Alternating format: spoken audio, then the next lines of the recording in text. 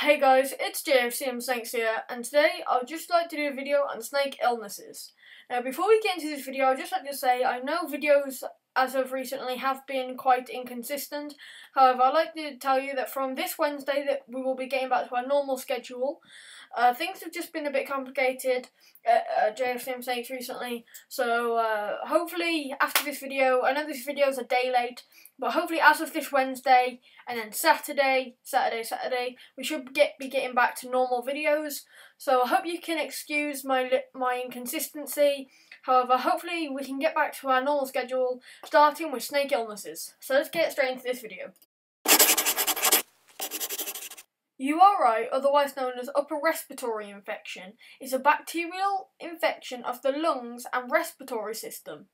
It is caused by animals being kept in improper environmental conditions, such as the humidity being too high or too low, or temperatures varying from the correct ones.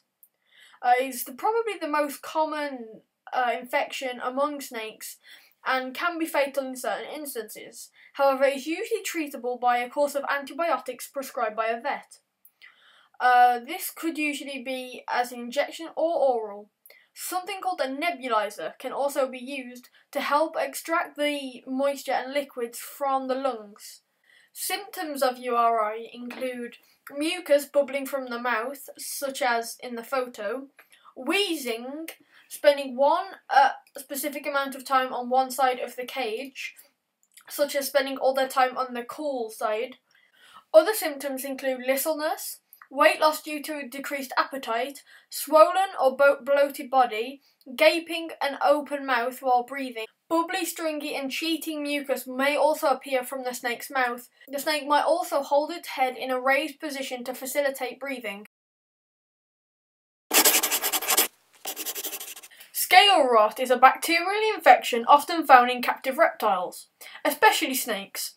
It is caused by the conditions being too moist and also improper husbandry practices involving failure to properly clean the animal's enclosure.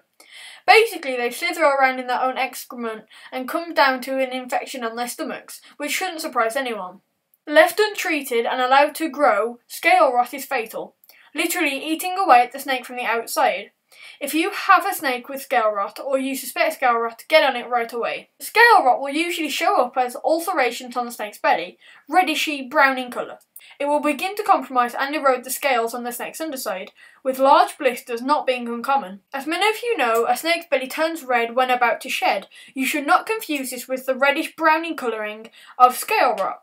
If you are concerned about your snake's belly, please see a vet immediately. Burns, although not technically an illness, are a serious problem in snakes. It's caused when heating elements are left unstatted and the temperature rises too high for the animal. And unlike mammals, these reptiles can't tell when they are burning. Because of this, the animals will lie on these extreme heats for a long period of time, causing second or even third degree burns. A way to prevent these burns is to make sure that you always have a stat connected to your heating element. Burns can also occur when something such as a guard is not placed on a bulb and the snake can touch it directly. To prevent this, I would recommend buying one of these bulb cages that sits around the bulb and prevents the snake from touching it. Burns can be fatal, however, if caught quickly, can be treated and should come out within a couple of sheds. Always your heating element should be statted with a thermostat such as this, to stop the temperature rising too high in the animal's enclosure. Mites are the most common external parasites found on reptiles. They can infest lizards, snakes and chelonians. There are over 250 species of mites that can affect reptiles. They are most commonly passed on by handling different animals one after another without washing or sanitising your hands. They can also be passed on through substrates or decoration. Mites are not fatal, however can be extremely irritant. Signs your pets have mites could be them sitting in one particular place and not moving very much, or them sitting in their water bowl, attempting to drown the mites.